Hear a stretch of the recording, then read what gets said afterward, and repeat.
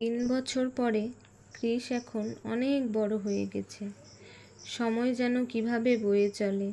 বাড়িতে প্রথম মাসিকে কোলে নিতে হয়, এটাই আমাদের বাড়ির চল। এত পুচকু ছিল যে আমি তো কোলে নিয়েই কেঁদে ফেলেছিলাম।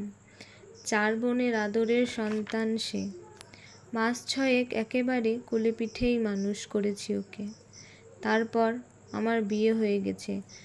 দূরত্ব একটু বাড়লেও ওর বড় হওয়াটা বুঝতে পারতাম। ওর রীতা নামে ডাকা এখনও যেন কানে বাজছে। আজকের দিনে ক্রিস পৃথিবীতে এসেছিল, তার জন্য স্পেশাল গিফট কী হতে পারে ভাবতে ভাবতে মনে হলো এটা বানানোর। হ্যাঁ, তবে এটা তোমাদের দাদাভাইয়ের আঁকা ক্রিসের জন্য ছোট্ট উপহার। তোমরা সকলে আশীর্বাদ করো যেন অনেক বড় হয়। Happy birthday my little Chris.